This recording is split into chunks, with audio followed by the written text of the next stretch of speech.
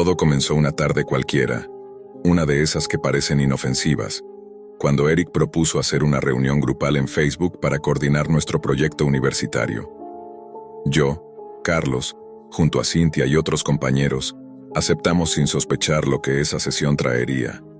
La cámara encendida mostraba nuestras caras iluminadas por la luz fría de nuestras pantallas, mientras compartíamos documentos y discusiones triviales sobre el trabajo. Nada parecía fuera de lo común hasta que Eric, con una sonrisa nerviosa, deslizó una imagen en el chat grupal. Era una fotografía inquietante, perturbadora, que parecía salida de una pesadilla. Una mujer sin brazos ni piernas, con los ojos abiertos en una expresión de terror absoluto, yacía sobre un fondo oscuro, como si la hubieran despojado de todo aquello que la hacía humana.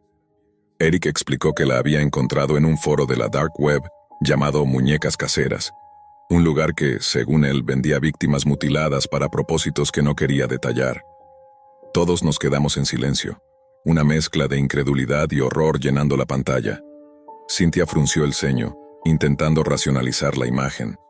«Debe ser un montaje», dijo con la voz temblorosa, pero había algo en la mirada de la mujer que nos hacía dudar de esa posibilidad. Mientras debatíamos sobre si era real o no, la reunión fue interrumpida por la aparición de un usuario desconocido.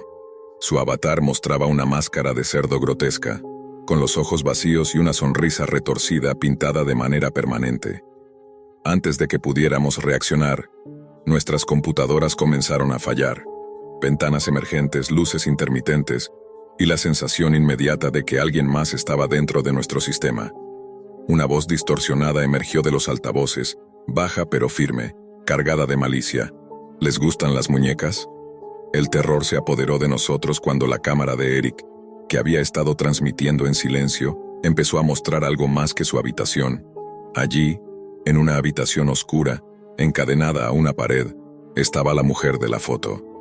Sus ojos suplicantes se clavaron en la lente, y un frío instantáneo recorrió mi espalda. La voz del intruso continuó. «Ustedes quieren saber la verdad. Observen bien».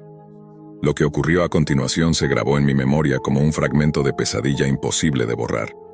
Con un hacha oxidada, el intruso comenzó a golpear a la mujer, los sonidos guturales de cada golpe mezclándose con el silencio horrorizado del chat que ahora estaba congelado.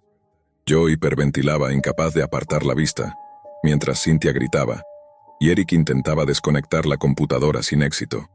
El rostro del intruso permanecía inmóvil detrás de la máscara de cerdo, como si disfrutara del terror que nos causaba. Entonces, en un instante que pareció eterno, la transmisión se cortó. La pantalla quedó negra y nuestro chat se desconectó automáticamente. Pasaron días antes de que pudiéramos hablar de lo ocurrido. Todos vimos fragmentos de la transmisión, pero decidimos ignorarlos, fingiendo normalidad. Sin embargo, algo dentro de mí cambió para siempre. El miedo y la culpa se instalaron como sombras persistentes. No podía dejar de pensar en aquella mujer y en lo que habíamos presenciado, atrapados como meros observadores impotentes. Un año más tarde, ya lejos de la universidad, aún traumatizado y con la sensación constante de ser vigilado, recibí un paquete inesperado. Al abrirlo encontré una fotografía, Cintia mutilada con los ojos abiertos en la misma expresión de horror que la mujer de la muñeca casera. En la esquina, un texto escrito con tinta negra decía, «Muñeca número 21». La paralización me dominó, y por primera vez comprendí que aquello que habíamos visto no era un simple experimento macabro de Internet. Era una advertencia y una continuación de un ciclo que se extendía más allá de nuestras pantallas. Cerré puertas, ventanas, y consideré llamar a la policía, pero la duda me asfixiaba. ¿Cómo explicar algo que parecía sacado de un delirio? ¿Sería considerado loco? Las imágenes de Eric, la transmisión, la máscara de cerdo y la visión de Cintia me perseguían día y noche. Sentía que, al publicar esta historia en foros, intentaba buscar consejo, una guía, o quizá una confesión anónima que me hiciera sentir que no estaba completamente solo. La Dark Web, ese lugar que creí lejano y abstracto, se había infiltrado en nuestras vidas de manera directa y brutal. Un chat grupal aparentemente inocente había sido la puerta que nos conectó con algo real, tangible y mortal. No era ficción, no era un simple meme viral, ni un experimento de horror digital. era un recordatorio escalofriante de que compartir curiosidades de la Dark Web puede atraer males que trascienden las pantallas y las máscaras digitales. Mientras escribo esto, aún escucho ecos distantes en la noche. Un susurro, un clic, un movimiento detrás de mí que me recuerda que la vigilancia no siempre termina cuando apagas la computadora. Y ahora te pregunto a ti, lector, si alguna vez te encontrases en una situación así, viendo la muerte a través de una pantalla y sintiendo que alguien puede estar observándote, ¿denunciarías? ¿O cerrarías los ojos, ignorando la evidencia, esperando que el horror desaparezca por sí solo, como hicimos nosotros? Al final, la pregunta permanece, y con ella, la certeza de que algunas puertas, una vez abiertas, no pueden cerrarse. La muñeca de la Dark Web no solo existía en la pantalla, existía en nuestra realidad, acechando cada elección, cada mensaje compartido, cada curiosidad inocente. Y así termina la historia de Eric, de Cynthia, de mí y de la mujer que nunca debió haber sido descubierta. Un recordatorio que la Dark Web no es un juego y que los horrores que esconde son más reales de lo que estamos dispuestos a aceptar. Nunca había sido un hombre especialmente curioso, al menos no hasta aquel día en que, entre la monotonía de su vida rutinaria y el aburrimiento que lo consumía como una niebla pesada, decidió perderse en la profundidad de Internet, más allá de los portales habituales, más allá de lo que un buscador común le permitiría. Había oído hablar de la Deep Web, de sus secretos, de su capacidad para conectar a quienes buscaban lo prohibido con aquello que el mundo convencional no estaba preparado para mostrar. Al principio pensó que todo eran leyendas urbanas, historias sensacionalistas de foros y videos en YouTube. Pero aquella tarde, con la luz gris de la tarde filtrándose por la ventana de su apartamento, decidió comprobarlo por sí mismo. Navegó por enlaces oscuros y sitios que requerían comprobaciones de edad, autenticaciones extrañas y, en algunos casos, datos que nunca había considerado compartir con nadie. Fue allí donde apareció la caja de pesadillas. El anuncio era simple, inquietantemente minimalista. Una caja negra con 5 paquetes, etiquetados con palabras tan comunes como perturbadoras: obsesión, simpatía, vida, desesperación y tranquilidad. El precio era insignificante comparado con la curiosidad que le generaba: $24.99. El sitio, como era habitual en la Deep Web, insistía en una confirmación exhaustiva de edad y detalles personales que le hicieron sentir un escalofrío, el tipo de incomodidad que surge cuando sabes que estás haciendo algo que no deberías. El pedido tardó días en llegar, cada noche incrementando su ansiedad. Finalmente, un paquete negro y rígido apareció en su puerta, sin remitente más allá de un código cifrado que nadie podría rastrear. Al abrirlo, lo primero que notó fue el olor a madera quemada y a papel antiguo, una mezcla que le hizo sentir que aquel paquete no era simplemente un objeto, sino un fragmento de algo más grande, más oscuro. Dentro, 5 paquetes más pequeños, cuidadosamente etiquetados, esperaban su turno. La primera caja, marcada como obsesión, contenía un par de bragas usadas. La risa nerviosa que escapó de él se mezclaba con una extraña aprensión. No sabía por qué sentía que debía mostrarlas a alguien, hasta que la imagen de su novia cruzó por su mente. Fue un impulso irracional, y cuando se las mostró, la reacción de ella fue inmediata y devastadora. Entre sollozos, confesó un engaño de 2 años, un secreto que habría cambiado la historia de su relación si él lo hubiera sabido antes. El segundo paquete, etiquetado simpatía, traía un colgante en forma de corazón, acompañado de una nota que solo decía: pregunta a Kirk. Su mejor amigo parecía encantado al recibirlo, pero no tardó en sucumbir al impulso de confesión. En voz baja, casi como si temiera que las paredes tuvieran oídos, admitió haber matado a su exnovia de secundaria por celos, un crimen guardado durante años bajo capas de normalidad y aparente bondad. El impacto fue tal que el hombre sintió que su mundo se desmoronaba. Las piezas de su vida, cuidadosamente ensambladas, comenzaban a caer en pedazos. La tercera caja, marcada vida, contenía pendientes rosas y una funda de almohada infantil. La curiosidad lo llevó a mostrárselos a su madre. Lo que siguió fue un torbellino de horror, lágrimas, gritos y, finalmente, la confesión de que había asesinado a su hermana bebé en un arrebato de depresión posparto. un secreto que había llevado consigo durante décadas. La realidad se volvió insoportable. Cada objeto que abría parecía tener el poder de arrancarle máscaras y revelar horrores que nunca habría querido conocer. Los días siguientes fueron un borrón de ansiedad, culpa y miedo.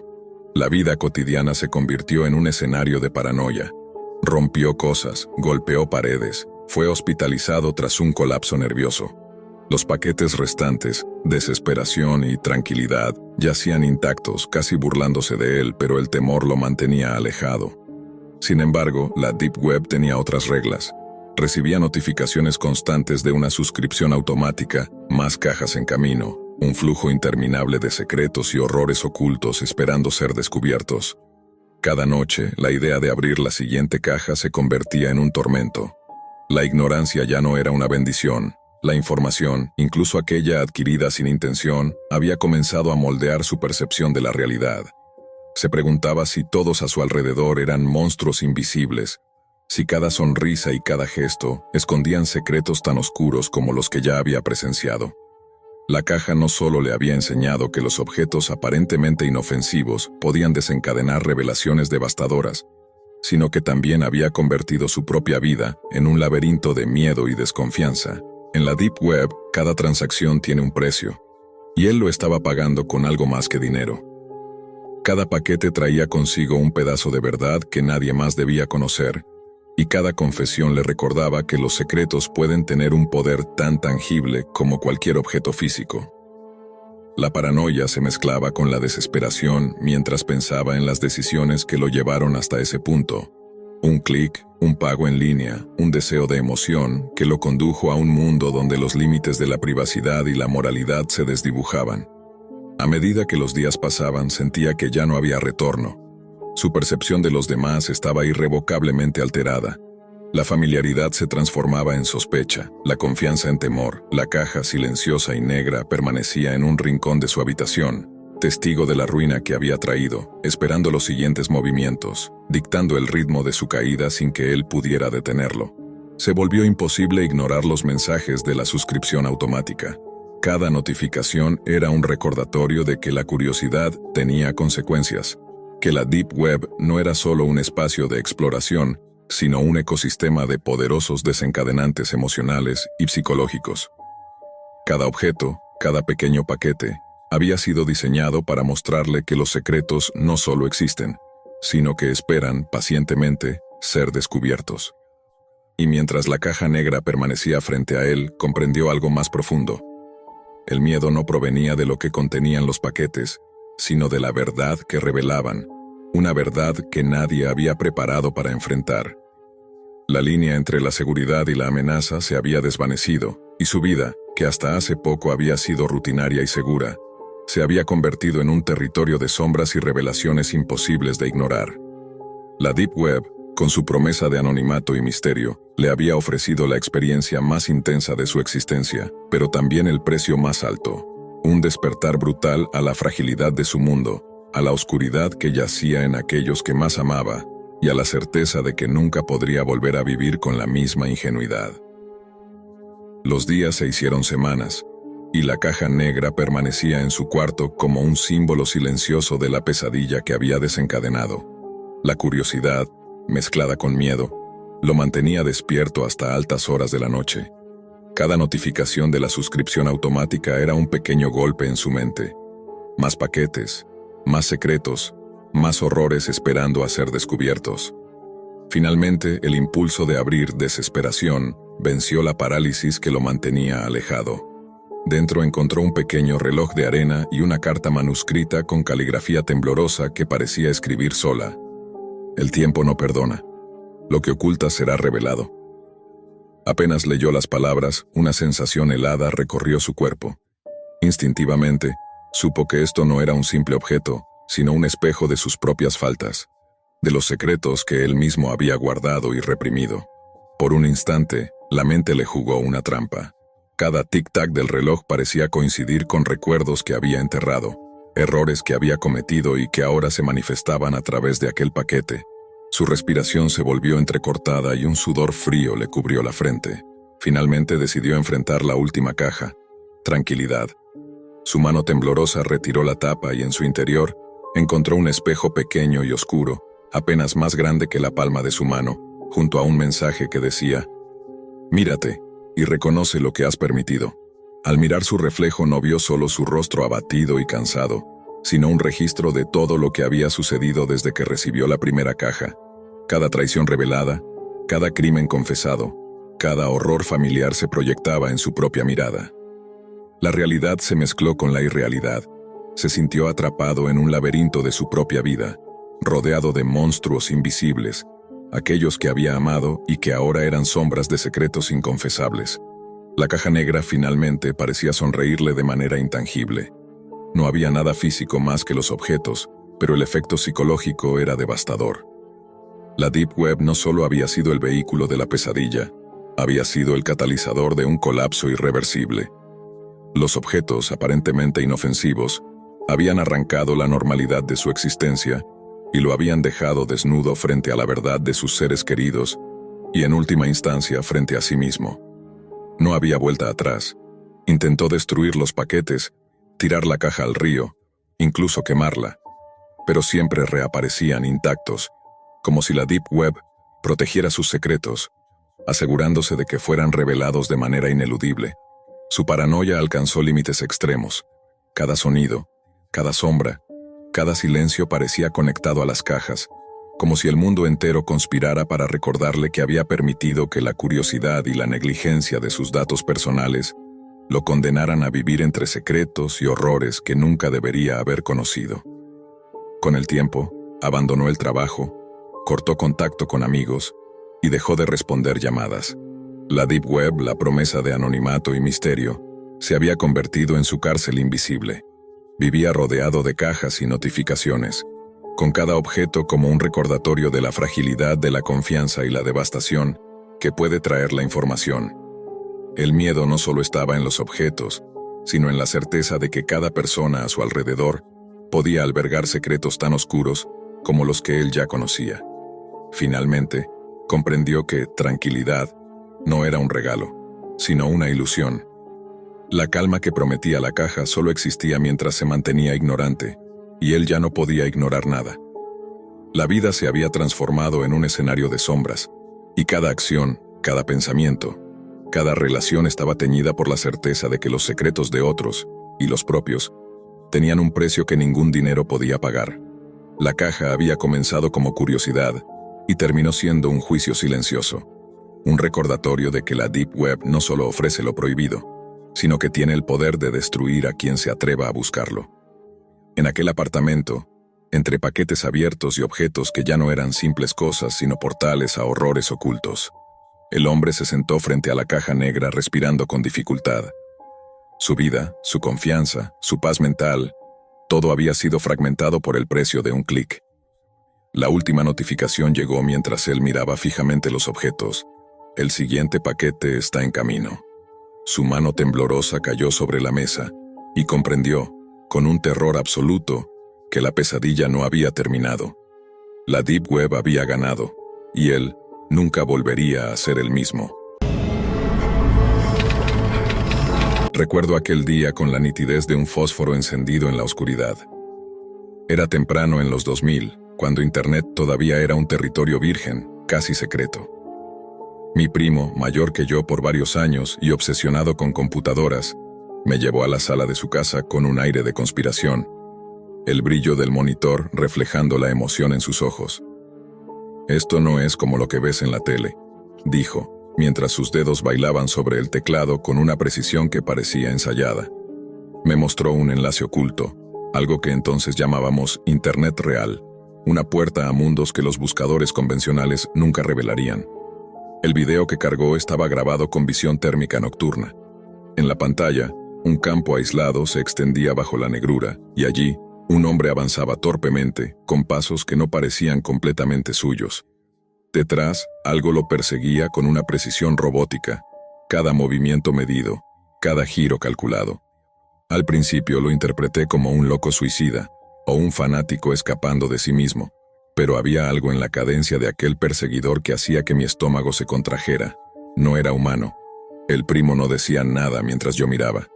La escena se tornó más perturbadora cuando figuras ocultas, casi invisibles, comenzaron a disparar al perseguidor. Cada disparo explotaba con un destello que parecía imposible. Aquel cuerpo no caía, sino que estallaba como una bomba, dejando un rastro térmico que desaparecía lentamente en la noche. Yo estaba paralizado. ¿Lo viste?, susurró mi primo, sus ojos brillando con un orgullo que no entendía. ¿Es real? Nunca se lo digas a nadie. Durante años interpreté el video como un accidente macabro, un experimento fallido o un suicidio filmado desde una perspectiva insana. Pero a medida que crecí, las piezas comenzaron a encajar de manera aterradora. Recordé relatos de personas que parecían arder sin motivo, explosiones espontáneas en la vía pública, suicidios que no tenían explicación. Y entonces comprendí, el perseguidor no era un hombre, era un dron, un cadáver reanimado, programado como máquina asesina, diseñado para silenciar a quien descubriera su existencia. Mi primo murió en un accidente años después. Oficialmente, fue un descuido, un tropiezo con su motocicleta.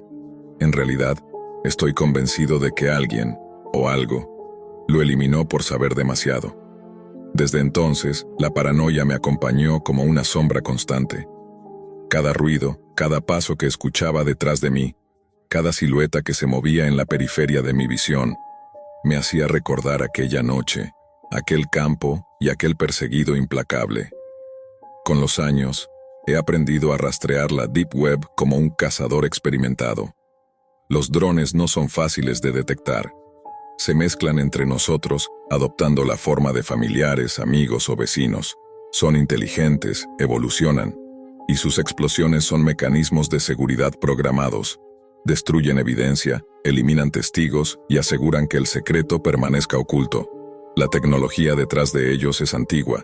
Décadas de experimentación humana en los 70 y 80, filmada por vigilantes que comprendieron demasiado tarde que estaban jugando con cadáveres que podían volver a caminar. Vivir aislado se volvió una necesidad.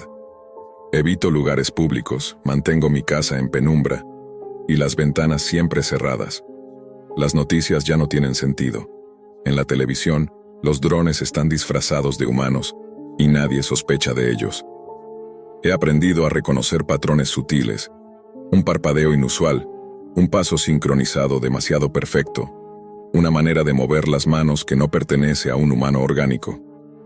Cada vez que encuentro un rastro, siento que estoy tocando la punta de un iceberg que amenaza con hundir toda la civilización.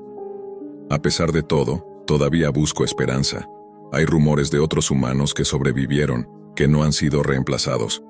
Foros olvidados en la Deep Web hablan de encuentros furtivos, de comunidades secretas que intercambian información sobre los drones y su programación. La Deep Web, paradójicamente, es más real que las redes sociales que la gente cree comprender. Allí no hay algoritmos para manipular emociones, no hay publicidad que distorsione la percepción, solo información cruda, peligrosa, y a veces, la verdad. Recuerdo un hilo en particular, en un sitio que desapareció hace años, donde alguien describía un encuentro con un dron disfrazado de hermano. La historia era escalofriante. La víctima conversaba tranquilamente hasta que la máquina mostraba su verdadero comportamiento, exacto, mecánico, inhumano. El testimonio detallaba cómo las explosiones de estos drones no eran accidentes, sino respuestas automáticas a cualquier amenaza que percibieran. Todo encajaba con aquel video que vi de niño y con la muerte de mi primo. Comprendí que no era paranoia, los drones existen y están entre nosotros desde hace décadas. Mis días se han convertido en un juego de vigilancia constante. Cada correo electrónico, cada foro, cada movimiento en la red oscura es una pieza de un rompecabezas que todavía no comprendo completamente. Algunos experimentos sugieren que los drones pueden reemplazar a cualquier humano al nacer, infiltrarse en familias y borrar toda evidencia de su existencia.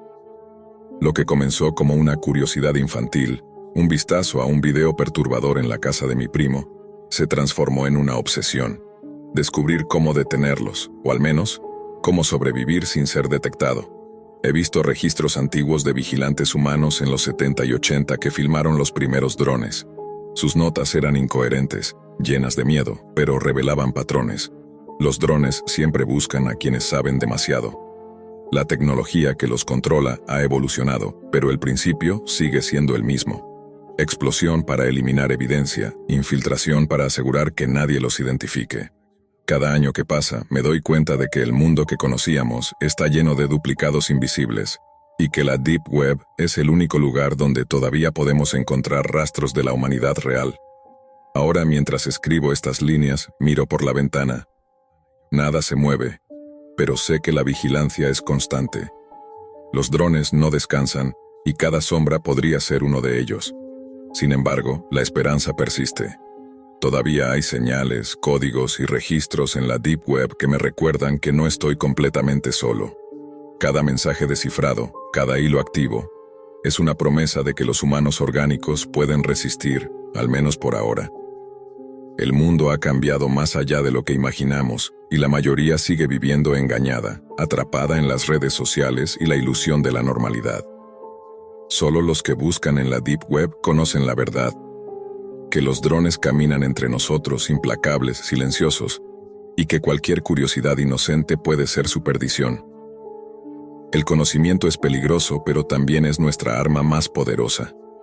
Con el paso de los años, mi aislamiento se volvió total. Las visitas eran inexistentes, los mensajes casi nulos. Cada vez que un correo entraba, lo trataba como una posible trampa, y cada rastro de actividad humana cercana despertaba en mí el miedo de ser observado. Aprendí a moverme como un fantasma, a desaparecer de cámaras públicas, a usar la Deep Web para monitorear patrones de actividad extraños que podían indicar la presencia de drones cerca de mi zona. Una noche, mientras revisaba un foro olvidado que documentaba movimientos de drones en ciudades pequeñas, encontré un hilo diferente. Alguien decía haber encontrado un humano vivo, alguien que todavía no había sido reemplazado. La descripción coincidía demasiado conmigo. El miedo se mezcló con un atisbo de esperanza. Comencé a recibir mensajes cifrados en cuentas antiguas que ya creía muertas, códigos y coordenadas, advertencias de vigilantes que decían conocer mi existencia y que debía actuar con rapidez si quería sobrevivir. Fue entonces cuando entendí que no estaba solo, que había otros humanos que, como yo, habían resistido, que los drones, por muy avanzados que fueran, todavía tenían vulnerabilidades. Aprendí a rastrear sus movimientos, a anticipar sus patrones y sobre todo a evitar el contacto directo. Me di cuenta de que no podía confrontarlos directamente. Cualquier enfrentamiento sería su victoria, su explosión final borraría evidencia, y a mí conmigo. La supervivencia era discreción, observación y paciencia. Con cada día que pasaba, comprendí algo más aterrador. Los drones no solo reemplazaban humanos aislados, sino que podían infiltrarse en familias completas, en comunidades, en la propia estructura social. La humanidad estaba siendo gradualmente sustituida sin darse cuenta, mientras la ilusión de normalidad continuaba intacta. Los algoritmos de redes sociales, los sistemas de vigilancia corporativa, todo había sido diseñado para distraernos, para mantenernos ciegos ante la verdad. La Deep Web seguía siendo la única vía de información real. Finalmente, después de años de ocultamiento y búsqueda, encontré un grupo de sobrevivientes. Humanos que, como yo, habían escapado a la sustitución, a la manipulación, a la explosión de los drones que los amenazaba. Nos reconocimos sin palabras, compartimos información, códigos, rastros de vigilancia. Era una comunidad mínima, frágil pero viva. Comprendí que la resistencia era posible, aunque limitada, que la humanidad aún podía existir siempre que supiéramos ocultarnos y protegernos. A pesar de todo, la amenaza persiste.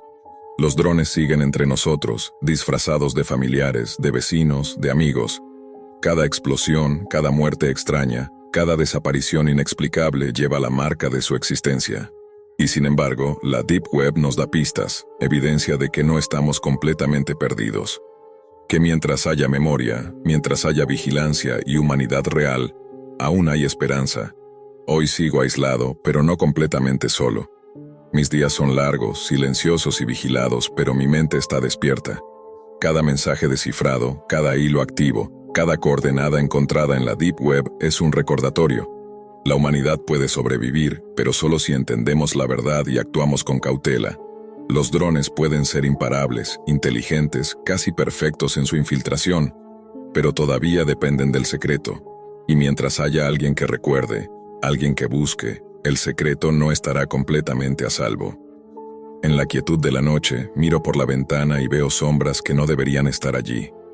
Pero ya no siento el mismo pánico que antes. Ahora sé que la vigilancia es mutua, y que, aunque el mundo que conocíamos ha cambiado, la chispa de la humanidad real todavía puede resistir. Que, incluso en la oscuridad más absoluta, siempre habrá quien observe, quien recuerde, quien luche por mantener viva la verdad. Nunca se había imaginado que una deuda, algo tan banal como unos números rojos en una pantalla bancaria, terminaría por convertirse en la tumba de su madre. El recuerdo lo perseguía como un veneno que no cesaba de recorrer sus venas.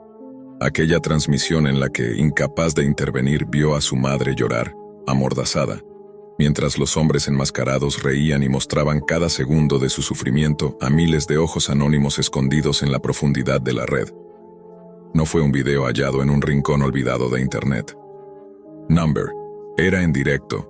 Él estaba allí, conectado, impotente, forzado a contemplar cómo la deuda que nunca pagó se transformaba en espectáculo.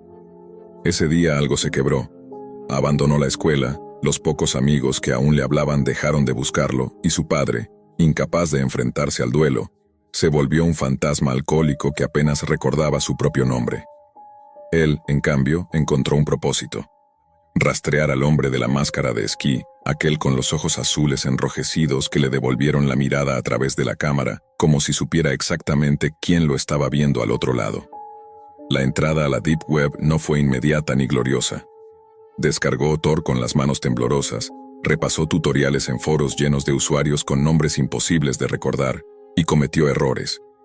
Usó su tarjeta en lugares donde no debía, compró accesos que resultaron ser simples estafas, y cayó varias veces en sitios diseñados solo para vaciar billeteras virtuales.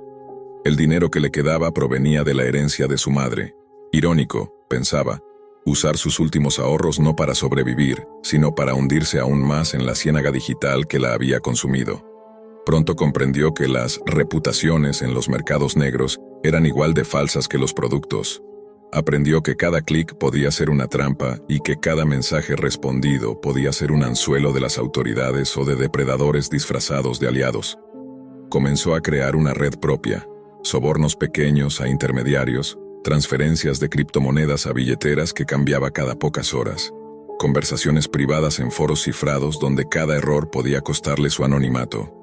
Sus noches se dilataban en madrugadas infinitas frente a la pantalla.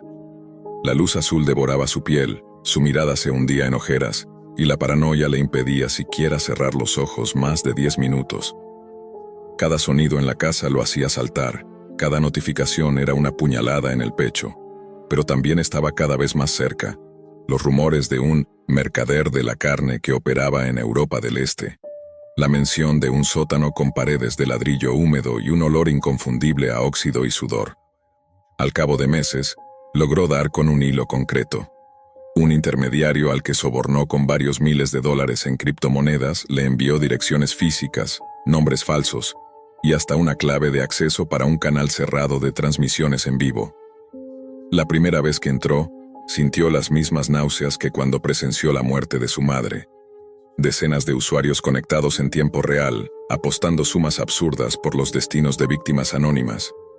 Voces distorsionadas, comentarios celebrando el sufrimiento ajeno, y al fondo, aquella mirada. Los mismos ojos azules, más hundidos, más cansados, pero inconfundibles. La obsesión lo había transformado en un detective improvisado. Guardaba capturas, anotaba horarios, comparaba detalles arquitectónicos de las paredes, incluso trataba de triangular señales débiles que escapaban de la transmisión. Vivía para eso, únicamente para eso. Y en esa rutina de demencia, perdió el poco vínculo humano que le quedaba. Su padre murió sin que él lo notara, y su cuerpo fue encontrado semanas después en el sillón. La policía ni siquiera se molestó en buscarlo, lo dieron por desaparecido hacía tiempo. El día del quiebre llegó una madrugada de lluvia. Había salido a comprar cigarrillos en una tienda de mala muerte, cuando dos hombres lo abordaron sin previo aviso. No hubo tiempo para resistir.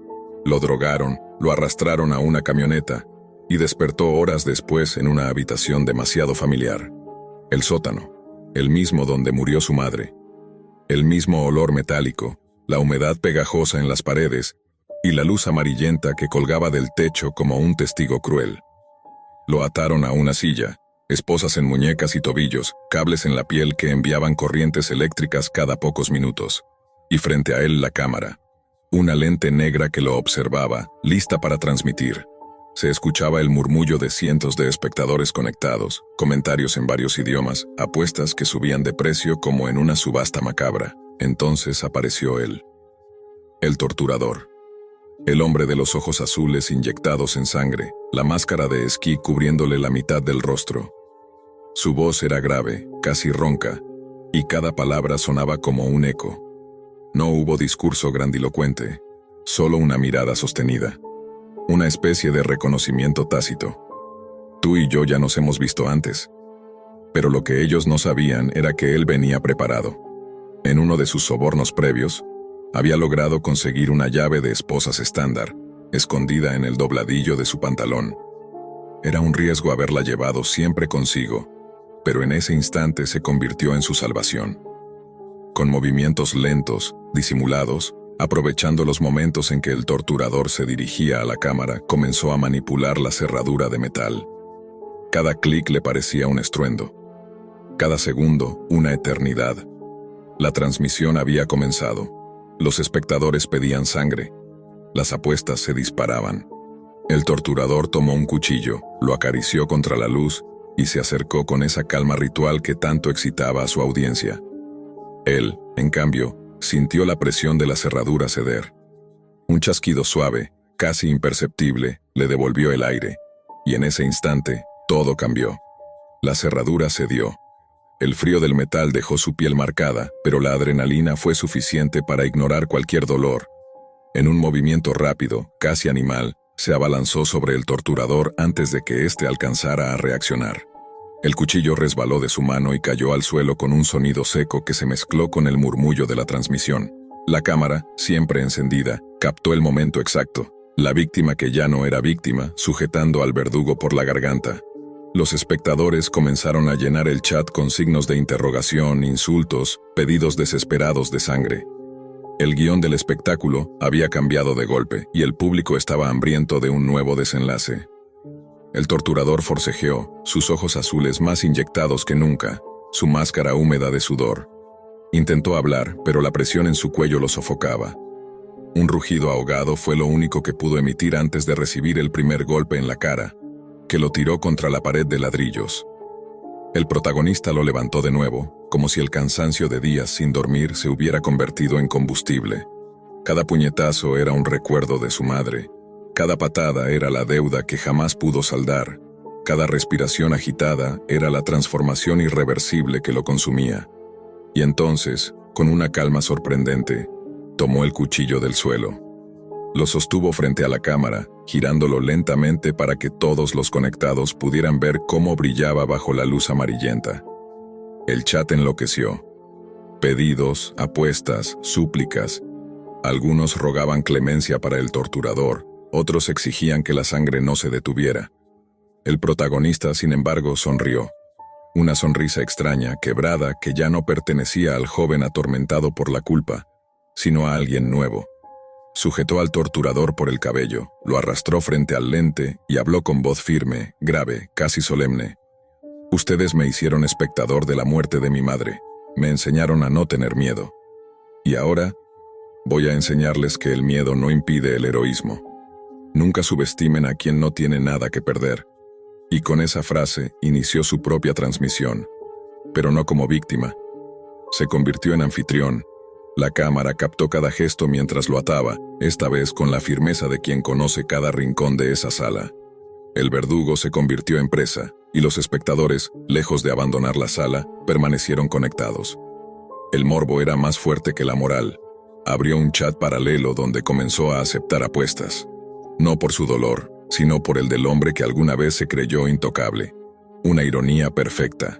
Los mismos que habían pagado por ver sufrir a inocentes, ahora pujaban por cada corte, cada grito, cada lágrima del torturador. La justicia en ese mundo no existía, pero la venganza tenía su propio mercado. La transmisión duró horas.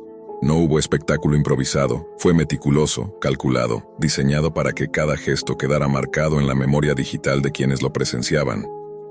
Cuando terminó, no lo hizo con un grito ni con un último golpe. Terminó con silencio. El silencio frío que solo deja un cuerpo inerte. Apagó la cámara. Se sentó en la silla donde minutos antes estaba encadenado. Encendió un cigarrillo, lo llevó a sus labios y aspiró con calma. La primera bocanada llenó sus pulmones y, por primera vez en meses, no sintió culpa ni dolor. Solo calma. Una calma helada, peligrosa, como si en el fondo hubiera aceptado que ya no era el mismo. Sabía que había cruzado un límite del que nunca volvería. Ya no era hijo, ni estudiante, ni víctima. Se había convertido en parte de aquello que juró destruir. El humo del cigarrillo se mezclaba con el aire húmedo del sótano, formando figuras fantasmales que parecían observarlo. Y él, inmóvil, contemplaba su transformación. El héroe había muerto con su madre. Lo que quedaba era un verdugo más, nacido de la oscuridad profunda, alimentado por la misma red que lo había consumido. Y aunque sabía que su camino no tendría redención, sonrió de nuevo, porque la venganza, al menos, estaba completa. Siempre pensé que esas historias de la Deep Web eran exageraciones. Cuentos creados para asustar a adolescentes curiosos y mantenerlos alejados de lo prohibido. Sin embargo, cuando cumplí 16 años, la tentación de entrar en ese submundo digital me ganó la partida. Mi amigo Nicolás había sido quien encendió la chispa. Él me habló por primera vez del navegador Tor, de los foros ocultos y de la Dark Web como si se tratara de un parque de diversiones secreto al que solo los más osados podían acceder. No es tan difícil, me dijo mostrándome su laptop. Solo instalas esto, usas un par de VPNs y ya estás dentro. Aquí puedes comprar de todo, drogas, armas, hasta identidades falsas. Al principio reí, creyendo que era pura fanfarronería. Pero cuando vi con mis propios ojos la interfaz, la extraña estética de páginas negras con enlaces imposibles de rastrear, sentí una mezcla de vértigo y fascinación. Era como abrir una puerta prohibida que, una vez cruzada, ya no podía cerrar. Mis primeras incursiones fueron torpes. Buscaba páginas recomendadas en foros de superficie, seguía tutoriales de YouTube disfrazados de educativos y pasaba noches enteras navegando en silencio, temeroso de que mis padres escucharan el tecleo frenético desde la sala. Descubrí sitios donde se ofrecían sustancias ilegales con catálogos mejor organizados que Amazon, foros privados donde los usuarios compartían secretos sobre cibercrimen y, lo más perturbador, chats en vivo donde se pedían pruebas de lealtad para ingresar a comunidades cerradas. Nicolás fue quien insistió en dar el siguiente paso, comprar marihuana. Según él, era más seguro pedirla en la dark web que arriesgarse en la calle con un dealer. Te llega a tu casa discreto, sin preguntas, como si compraras un libro en línea, me dijo con esa sonrisa arrogante que siempre lo caracterizaba. Yo dudaba, pero la curiosidad venció al miedo. Entre los dos exploramos un mercado llamado Silk Path, una réplica del mítico Silk Road, con secciones para todo tipo de drogas, incluso paquetes de pornografía ilegal disfrazados como colecciones privadas. Esa parte me incomodaba profundamente. Nicolás, en cambio, lo veía con morbo. Mira, esto es real, susurró señalando un perfil con cientos de valoraciones positivas. Este tipo entrega en menos de 3 días. Todos lo recomiendan. El vendedor usaba un alias inquietante, Reaper 13. Sus productos iban desde pequeñas dosis de cannabis hasta mercancía más peligrosa. Nos decidimos por un paquete mínimo, apenas lo suficiente para probar que el sistema funcionaba. Nicolás pagó la mayoría usando bitcoins que había comprado en un cajero local, y yo aporté lo que tenía, $9 equivalentes en criptomonedas. El pedido llegó 2 días después, en un sobre sellado con apariencia inocente. Era tan simple, tan fácil, que el miedo inicial se transformó en una peligrosa confianza. De pronto, la idea de que existiera un mundo paralelo donde todo era posible dejó de ser un mito. La Dark Web nos había abierto sus puertas. Sin embargo, cometimos un error que jamás habría imaginado fatal. La factura marcaba $13, pero nosotros solo enviamos 9. Pensamos que nadie se daría cuenta, que eran $4 en un negocio multimillonario de tráfico ilegal. Nicolás bromeó al respecto. Con lo que gana este tipo, seguro ni revisa. Yo quería creerle, aunque algo en mi interior me susurraba que en ese mundo las reglas eran distintas. El mensaje llegó 2 noches después. No un correo normal, sino una notificación encriptada que apareció cuando abrí mi laptop. La pantalla se volvió negra y en letras rojas apareció: tu deuda es de $4. La deuda es deuda. La dirección ya está confirmada. Me quedé helado. ¿Cómo habían conseguido mi dirección? La paranoia me consumió. Revisé cada esquina de mi habitación. Cerré con seguro las puertas y hasta bloqueé la cámara de la laptop con cinta adhesiva. Intenté tranquilizarme. Tal vez era un truco para asustar novatos. Pero en el fondo sabía que en la dark web nada era una broma. Al día siguiente, cuando regresé de la escuela, encontré un sobre en el buzón. No tenía remitente. Dentro había una hoja con un enlace escrito a mano, acompañado por un dibujo grotesco.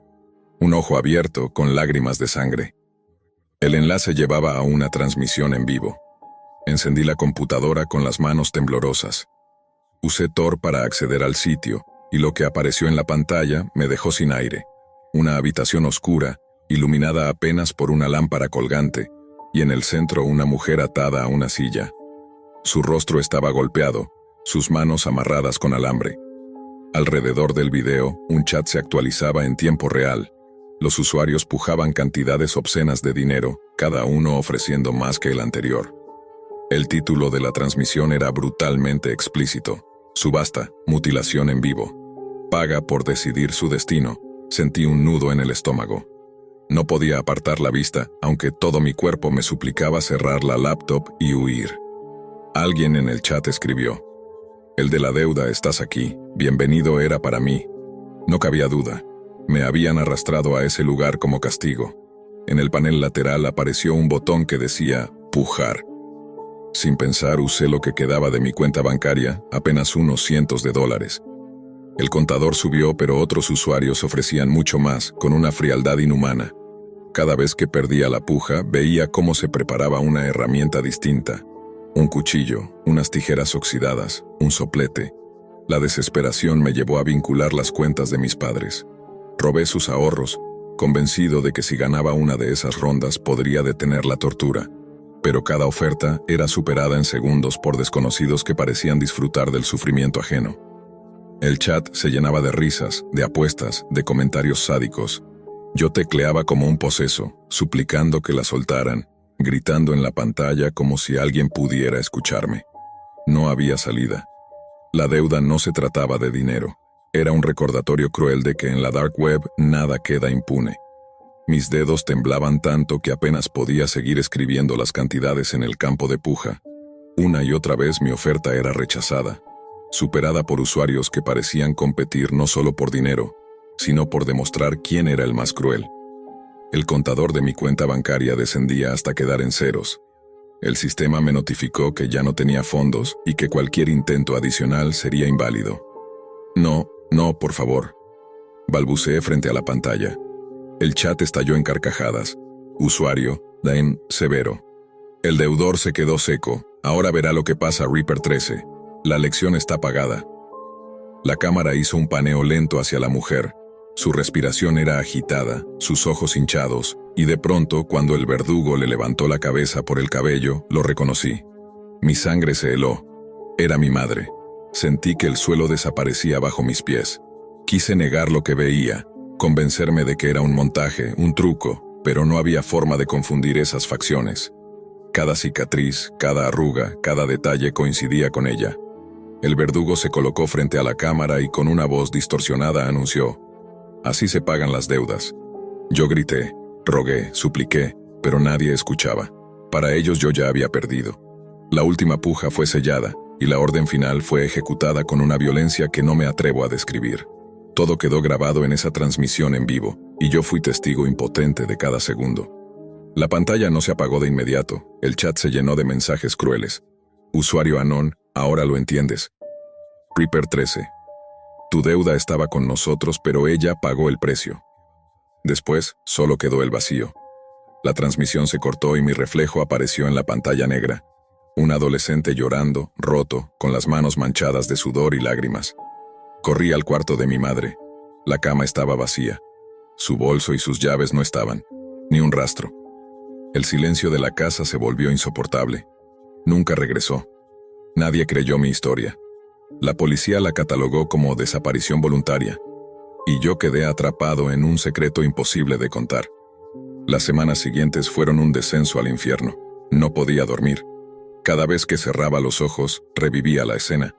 Cada vez que encendía la laptop, temía encontrar otro mensaje, otra transmisión. Pero lo más terrible era la culpa. Comprender que todo había comenzado con una deuda ridícula de $4, con mi arrogancia de creer que la dark web era un juego sin consecuencias. Hoy escribo estas palabras como advertencia. La deep web no perdona. No importa si entras por curiosidad, por rebeldía o por estupidez. Cada clic deja una huella, cada transacción abre una puerta, y cada deuda se paga, aunque el precio no seas tú directamente, sino lo que más amas. Porque yo maté a mi madre sin apretar un gatillo. Y en ese rincón oscuro de Internet, esa es la lección más cruel. La deuda siempre se cobra. Nunca pensé que a mis 32 años terminaría tomando en serio algo que había leído en foros de creepypastas cuando era adolescente. A esa edad, los rituales, los juegos prohibidos y las leyendas de la Deep Web me parecían simples ficciones creadas para pasar el rato en madrugadas insomnes. Sin embargo, en mi último viaje de trabajo, el aburrimiento de las noches en un hotel de ciudad desconocida me empujó a abrir viejos cajones de mi memoria, y de ahí resurgió el juego del ascensor. En los años 2000, cuando la curiosidad me llevaba a explorar blogs oscuros y páginas de la Deep Web, encontré una lista interminable de rituales extraños. Invocar sombras frente al espejo, juegos que te transportaban a dimensiones paralelas y experimentos de origen coreano o japonés que prometían abrir puertas al otro lado. Uno de esos era el juego del ascensor. Se decía que, si viajabas en un edificio de más de 10 pisos y presionabas una secuencia específica de botones, llegarías a un nivel donde la realidad se distorsionaba. En la descripción siempre había una advertencia. En uno de los pisos se subía una mujer, y si la mirabas o le hablabas, estarías condenado. Yo había leído esas historias en la Deep Web en secciones de foros llamados experiencias reales, donde usuarios anónimos narraban con lujo de detalle cómo habían sentido un cambio en el aire, escuchado voces metálicas o visto figuras que no deberían estar ahí. En aquel entonces me reía. Pero esa noche, encerrado en un hotel de 16 pisos, después de 2 whiskies y con un humor más curioso que valiente, decidí intentarlo. El vestíbulo estaba casi vacío. El sonido del ascensor retumbaba con un eco metálico. Entré y me aseguré de que nadie más me acompañara. La secuencia estaba grabada en mi memoria, como si nunca se hubiera borrado. 4-2-6-2-10-5. Me repetí las instrucciones como un niño que recita un conjuro aprendido de internet. Si llega alguien, reinicia. No hables con la mujer, no la mires. Presioné el primer botón, nada raro. El ascensor subió y bajó obedientemente. Cuando llegué al piso 5, se abrieron las puertas y allí estaba ella. Una mujer joven, con un vestido floral antiguo, el cabello largo y oscuro cubriéndole parte del rostro. Parecía una figura sacada de una fotografía vieja, como si hubiera dado un paso fuera de otra época. Mi primera reacción fue reírme internamente, convenciéndome de que era una huésped cualquiera del hotel. Pero había algo en su presencia que erizaba la piel. Estaba demasiado quieta, demasiado inmóvil, como si hubiera estado esperando que yo la llamara. Entró sin mirarme. El aire se volvió pesado. Me obligué a mantener la mirada en el panel de botones, pero mi reflejo en el metal pulido me traicionaba. Podía ver su silueta nítida, de pie, respirando suavemente. El corazón me golpeaba en el pecho como un tambor. Las puertas se cerraron y el ascensor siguió su recorrido. El juego estaba roto. Lo sabía. Y aún así, no tuve el valor de salir corriendo en el piso siguiente. Cuando todo terminó, volví a mi habitación, convencido de que había sido una coincidencia absurda. Esa noche apenas dormí.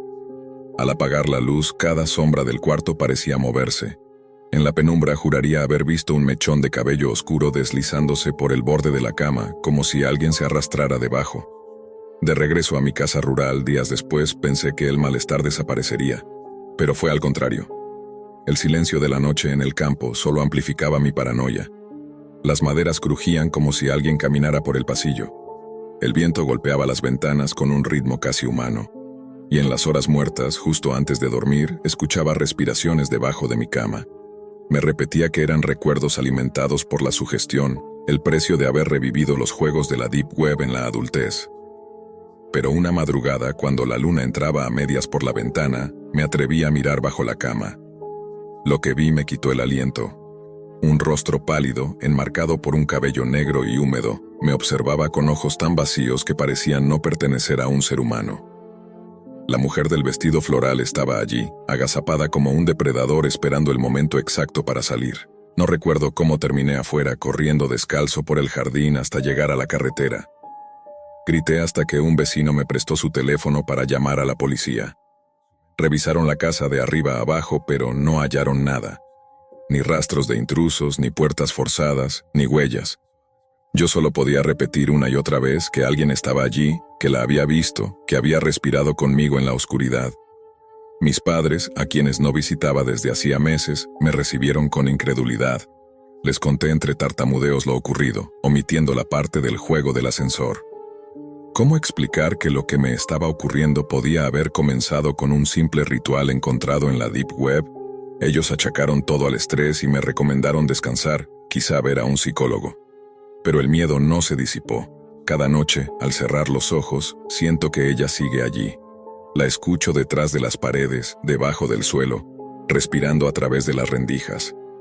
Una vez, en el reflejo del televisor apagado, juraría haberla visto de pie detrás de mí. Y ahora, la idea que me carcome, la que me despierta a medianoche sudando frío, es la misma que ronda en los foros olvidados de la Deep Web donde todo comenzó.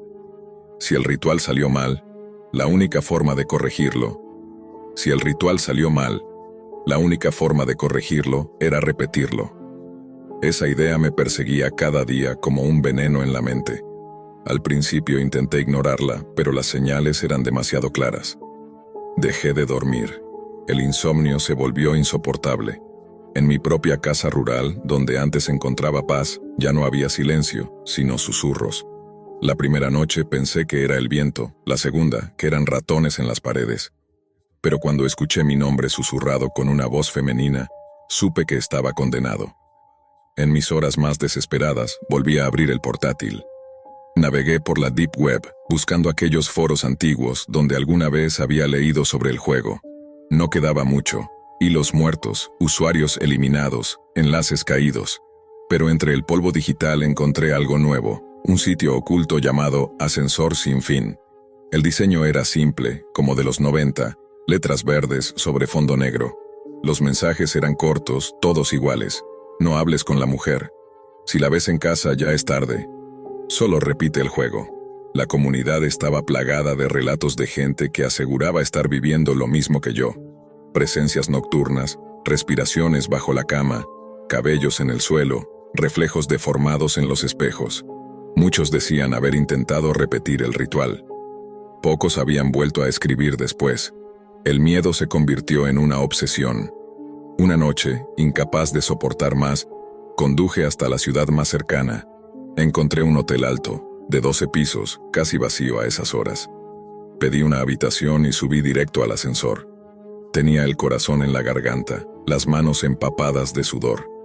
Me repetía a mí mismo que si lograba hacerlo bien, si no volvía a mirarla, todo acabaría. Presioné la secuencia, 4-2-6-2-10-5. Las puertas se abrían y cerraban. El ascensor obedecía. Cuando llegué al 5.º piso lo esperaba. La mujer del vestido floral entró sin decir una palabra. Esta vez me esforcé al máximo por mantener la vista fija en el panel. No respiraba, no parpadeaba. Solo escuchaba el zumbido del ascensor y el golpeteo de mi corazón. Las puertas se cerraron. El aire se volvió gélido. Algo dentro de mí supo que había cruzado un umbral invisible. Cuando las puertas se abrieron en el 10.º piso, no era el mismo pasillo del hotel. No había alfombra, ni lámparas, ni señalización. Solo un corredor largo, oscuro, con paredes de concreto desnudo y tuberías oxidadas. El olor a humedad y hierro quemado me golpeó como un puñetazo.